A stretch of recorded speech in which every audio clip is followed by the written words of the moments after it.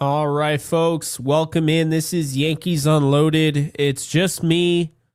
Just want to let you guys know it is Gary Sheffield Jr.'s birthday today. So definitely be sure to drop in the comment section after the video a happy birthday to Gary. He is not going to be able to make it tonight, but the show must go on, and we're really committed to keeping this thing running, whether it's a Thursday or a Friday. Seems like we're leaning towards Friday. We just want to keep this thing rolling. You know, we really appreciate everybody who's shown interest and has tuned in consistently. And so here we are. So some interesting stuff came out, a little article on ESPN. And normally I don't make too big of a deal about this, but I thought it was really fascinating. Gary and I texted about it throughout the week. Kyle Tucker. Okay. He's never been a guy that I viewed as a possibility for the Yankees. I never thought in a million years the Yankees would be a favorite to land him or anything like that. But really interesting here in this ESPN article with, they have like 16, I think it was 16 different voters from these anonymous executives. And they see the Yankees as the favorite to land Kyle Tucker. Not making it up. So interestingly enough, the Yankees got 6 votes to land Kyle Tucker. The Los Angeles Dodgers got 4, and the Blue Jays got the rest of them. I thought that was really interesting. The reason being is because in addition to that, in that same article, these anonymous executives, which of course you can kind of take that with a grain of salt, but you get what my point is. They view the Yankees as the favorite for Kyle Tucker, but none of the voters see Cody Bellinger going back to the Yankees. Really fascinating stuff. So, yeah, I got to be honest with you. I love Cody Bellinger.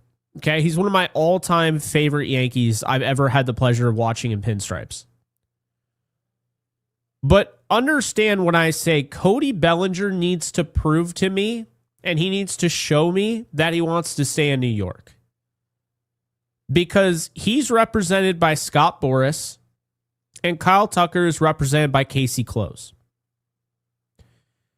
And the way I see it is this.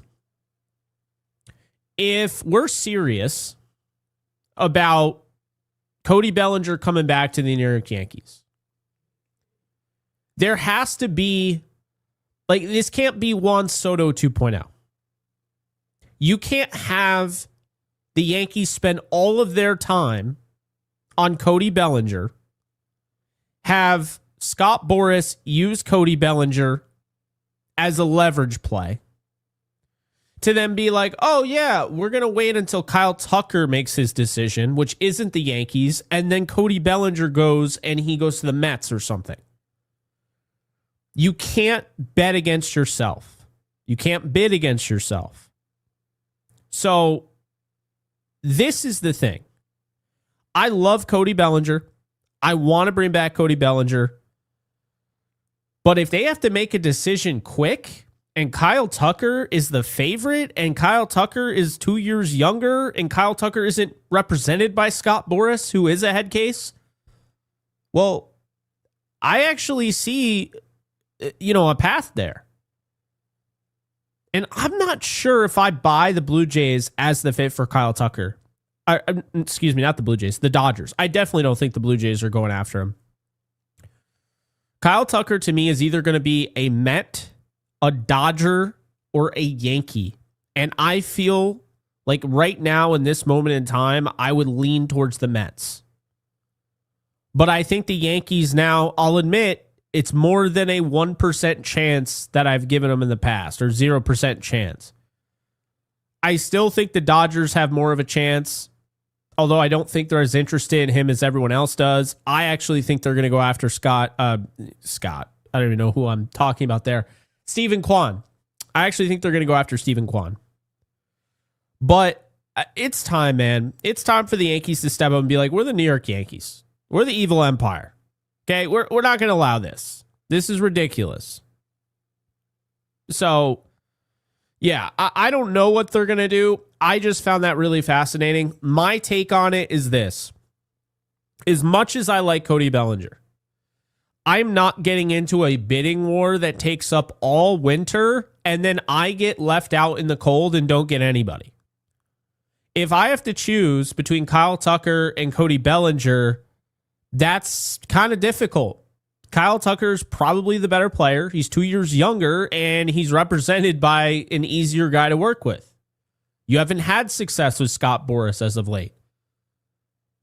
So think about that. If this isn't one of those Jose Altuve moments where he's like, just get me back to the Astros, I want to play for the Astros, all of that. If Bellinger sits there and says, he lets Scott Boras do the work, do all the talk and do everything, and he doesn't say, I want to come back to the Yankees and really makes it a highest bidder approach, I don't know if he's back with the Yankees. And he has every right. Like, let me make that very clear. I am not throwing shade at Cody Bellinger. He has every right in free agency to get as much money as he wants. This is his last big deal. He has to make it count. But let's be honest with ourselves. If he shows no sign of wanting to come to the Yankees, if this is clearly a highest bidder thing, the Yankees are going to have to move on. So that's the thing. John Heyman, by the way, said the Yankees are eyeing Tatsuya Imai. We'll get into that. Targeting Cody Bellinger, and they view Kyle Tucker as a backup plan if Bellinger leaves. I don't want to discredit the Yankees for viewing Cody Bellinger as a priority because he absolutely should be considered a priority. But this idea that Tucker is a backup plan seems ridiculous to me.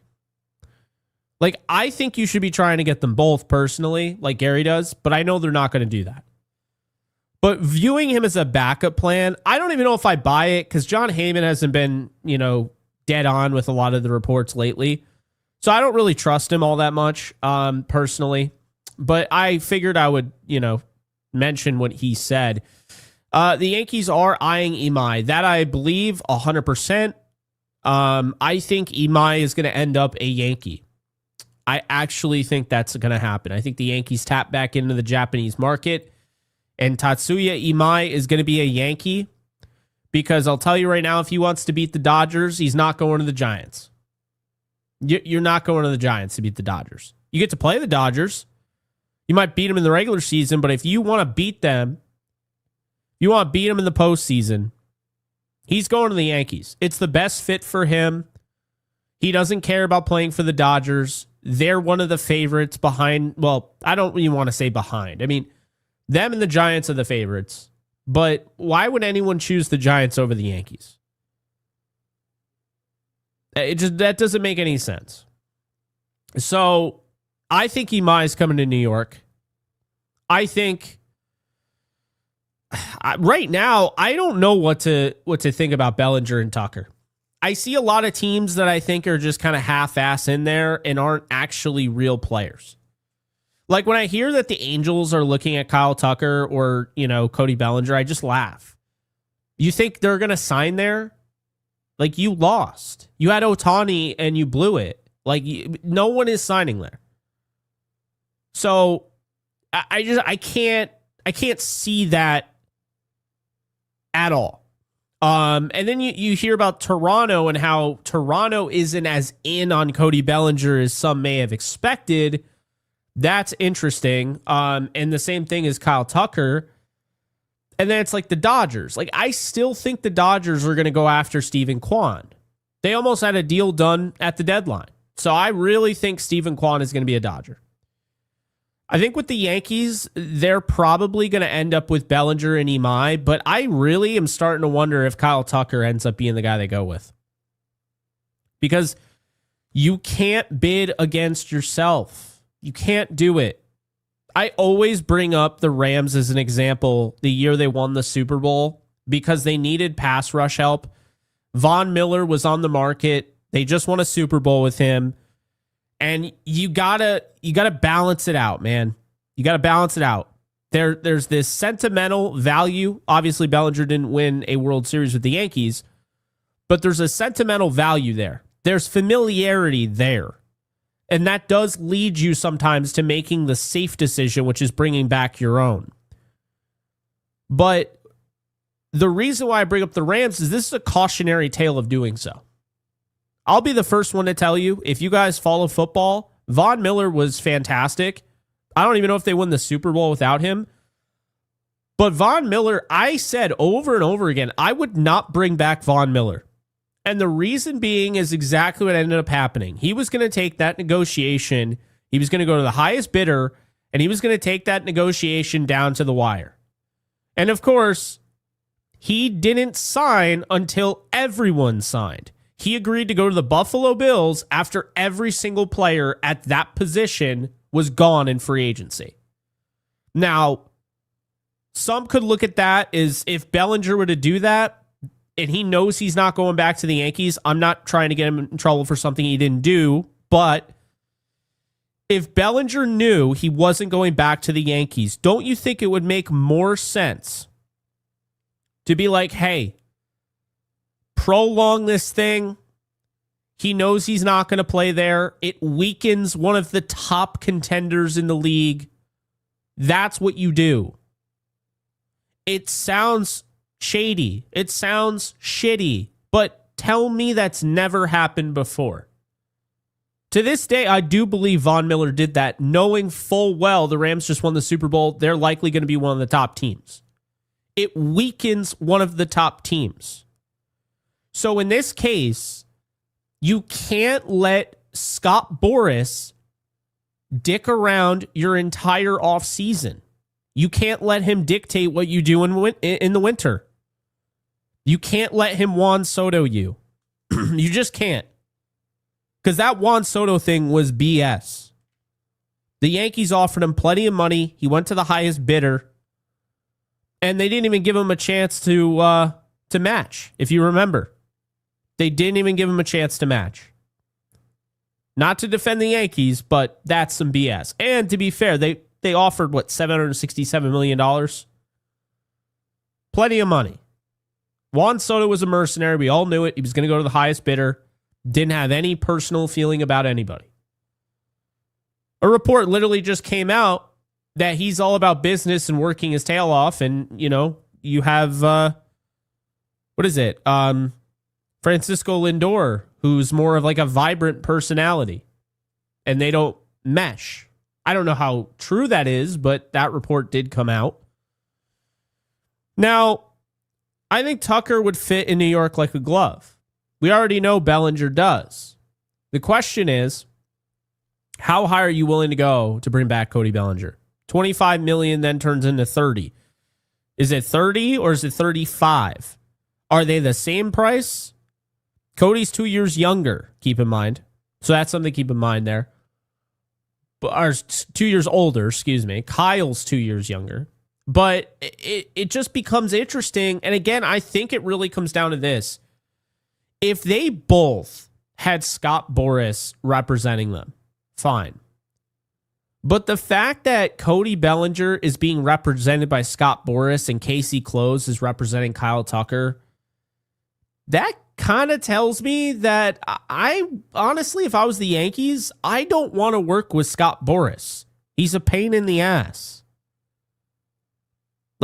He's going to try and get his. And with the impending lockout, he's really going to try and get his.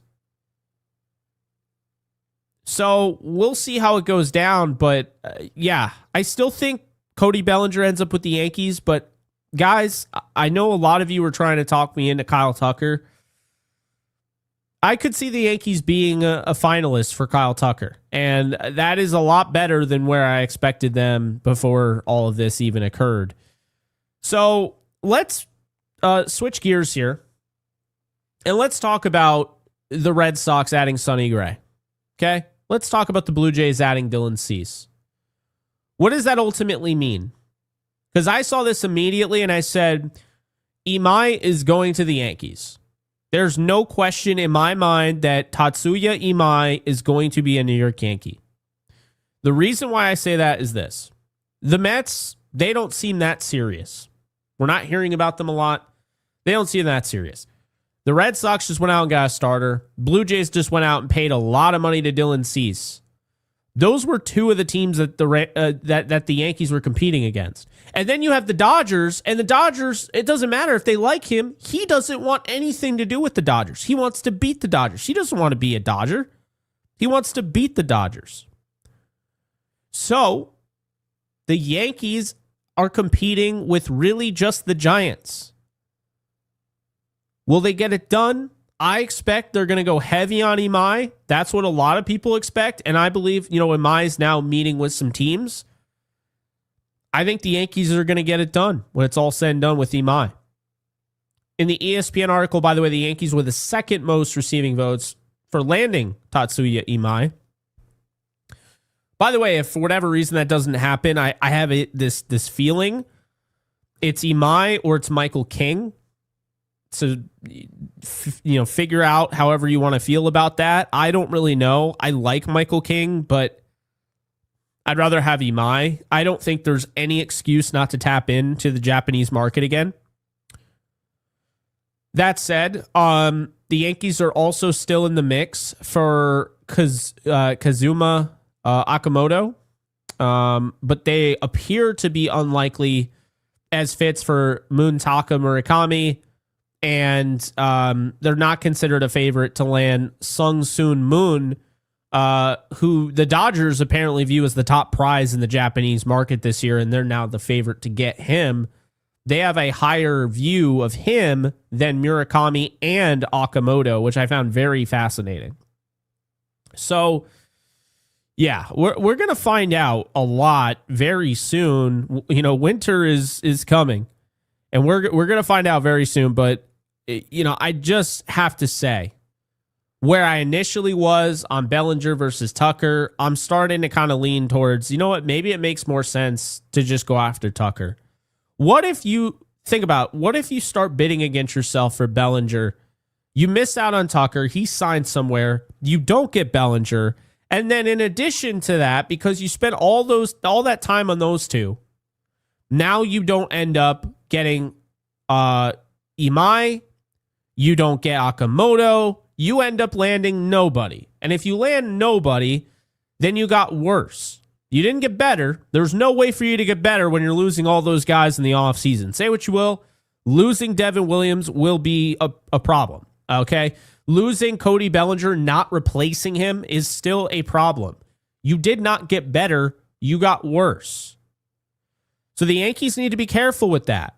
Just because they're getting guys back for the rotation does not mean that they're going to be a better baseball club, okay? They need to make sure that they're doing the right thing here. I want Steven Kwan still, but I don't know if he's going to be a Yankee. I don't know if they're going to make that trade. I actually have no idea what they're going to do because they have a war chest of prospects and MLB-ready players. I mean, say what you will. They have so many prospects they can trade. They have so many MLB-ready players that they can trade. Like, that's the thing. So, yeah, I mean, we'll find out. Let's get into some supers here. We got a super from Brian. Appreciate you. Member for 14 months. We need to just accept the fact Hal and Cashman are just going to do the bare minimum to keep the team competitive. It's frustrating. Okay, so I don't know if I agree with that. I actually look at this offseason like it seems like the Yankees have a pathway to being one of the only teams that want to actually spend on the top guys. And no, I'm not falling into the trap of believing in this team, but I do think they're kind of in a position, guys, where they have to. They can't do the bare minimum. They have to improve the team, or they at least have to break even. You can't lose Cody Bellinger, Devin Williams, and break even if you're not going to get Kyle Tucker or sign, one of the relievers or whatever. If you do nothing, you don't break even. So at the very least, I feel like they're trying to break even. And so I feel like this is an off season where we will likely see them blow past 300 million. I've actually decided, even though they frustrate me, I've decided that I don't believe for a second that all these reports are actually accurate. I don't think the Yankees are actually trying to stay below 300. I think that's a pipe dream.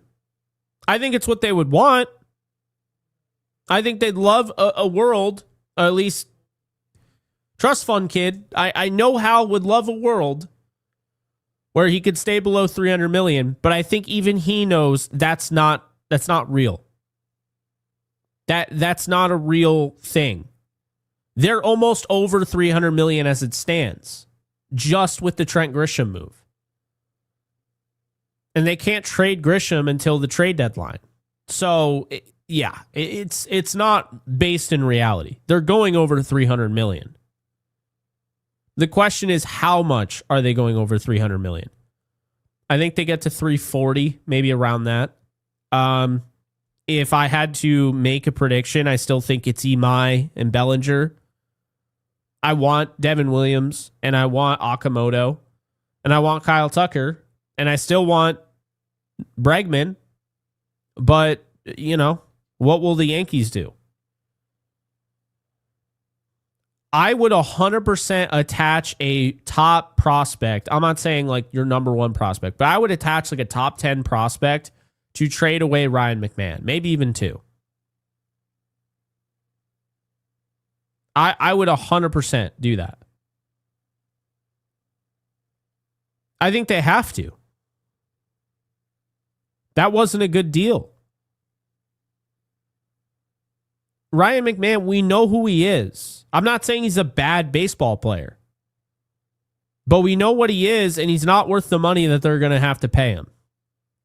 And now he's just blocking the way. If you can't go out and get an Okamoto because you have Ryan McMahon, you can't go out and get a Bregman because you have Ryan McMahon. That can't happen. Yeah. But anyway, Brian, appreciate you. Ninja, what's up? Member for 5 months. Appreciate you. Happy anniversary. I saw in chat it's Gary's birthday, so happy birthday. I'm cool with either Tucker or Bellinger. My expectations for Trash Man are so low. I just want him to do anything. Fire Baboon. Yeah, I get that.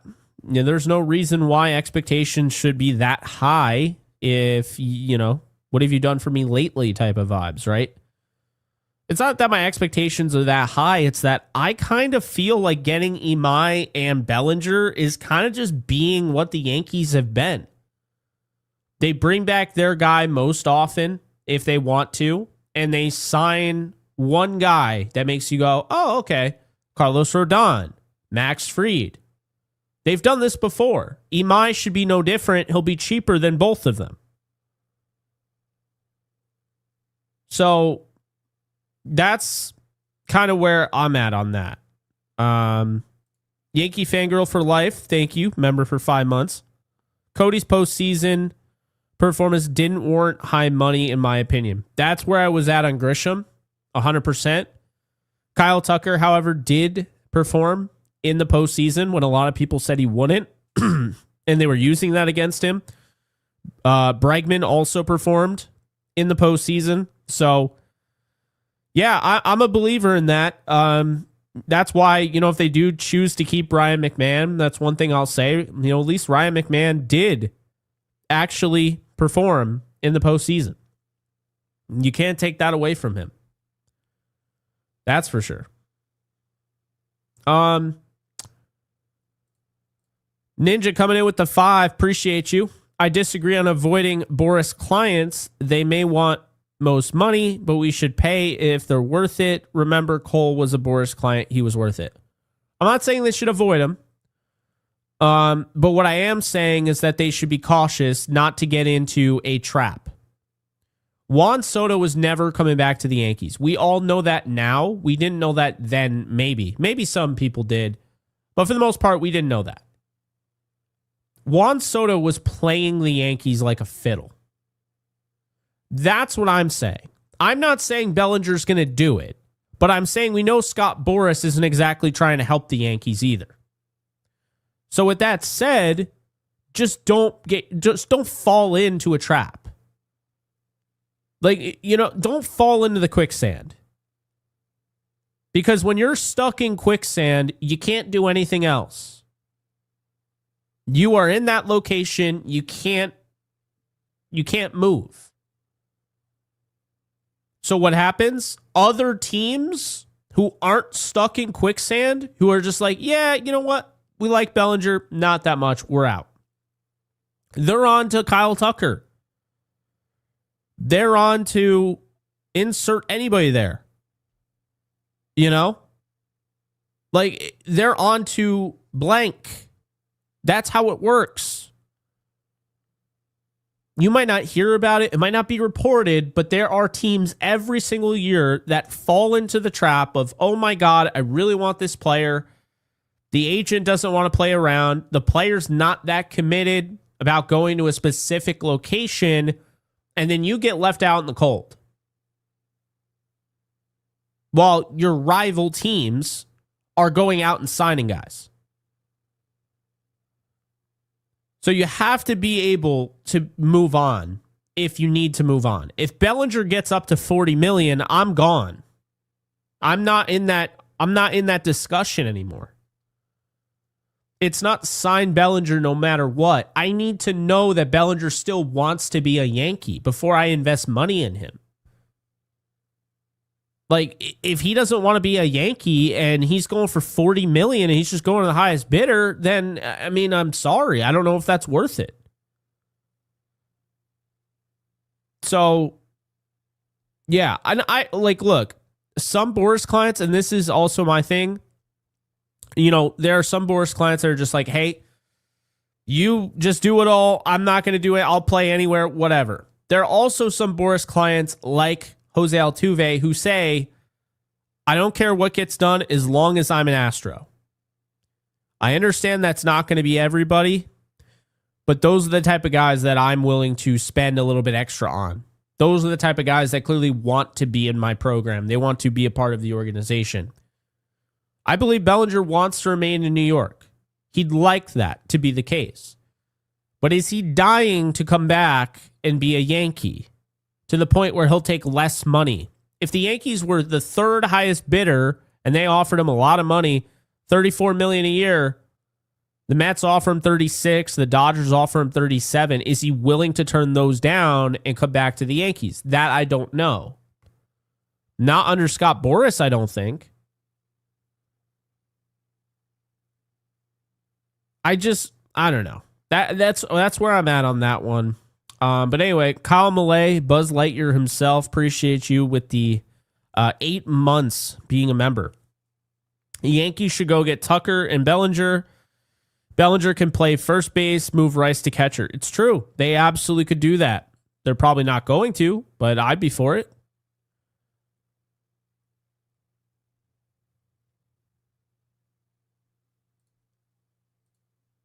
David, thank you for the 5. I still would offer Rice to start a Tatis trade, makes room for Okamoto. That's true. I would try and avoid trading Rice, but I'm with you on just seeing, is Tatis available? You don't know until you ask. You don't know until you offer. Make an offer for Tatis, right? Daniel, thank you for the 2. Passon said the Jays are the favorite for Tucker.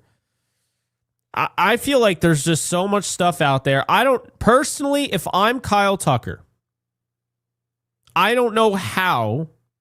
If I'm Kyle Tucker, how do I not choose the Jays or the Dodgers? They can offer me the most money, and they both were just in the World Series. I mean, come on. I don't know what the deal is with Tucker. It feels like the Yankees are more in that than maybe was given credit for in the past. That's what I'll say about that. All right. So I believe that's going to do it. Normally we do these pretty long. There's not a ton out there. I mean, we covered a decent amount, but yeah, I appreciate everybody. And, really looking forward to this winter. It's going to be a lot of fun. Gary and I are really excited to cover it. So we hope to see you there. Ninja, I'm having a hard time accessing the voicemails today, so I can't do any of the voicemails, unfortunately. But we can get those next time, if that's cool. It's just today I haven't been able to. I wasn't able to use it on my Rams channel either. So I don't know what's going on with Google Voice or whatever, but hopefully it's fixed next week. But no, I appreciate you. Appreciate everybody here. It's been a lot of fun just chatting it up with you. And be sure to like, subscribe, comment, and put in the comments section, happy birthday, Gary. Really happy for him, everything that we've accomplished. But yeah, big happy birthday to my co-host, Gary. And before we leave, want to just give a round of applause to you guys, virtually, of course. We had over 11,000 subscribers on Thanksgiving. We actually hit over 11,000 on Thanksgiving. So we continue to grow, and it's because of you guys every single time. The fact that we could just have 245 people in here, flirt around with 300, and there wasn't like a ton of news. That's insane, and I really do appreciate that, and I know Gary does as well. So, really just can't say enough. And we're looking forward to just really building this thing up, and we're going to continue to do this every week. And then when the season starts, the drill. After every game, one of us, if we can't both be on, one of us will give you a post-game, episode. So really appreciate it. Again, happy birthday to Gary, and I will see you guys soon. Later, folks.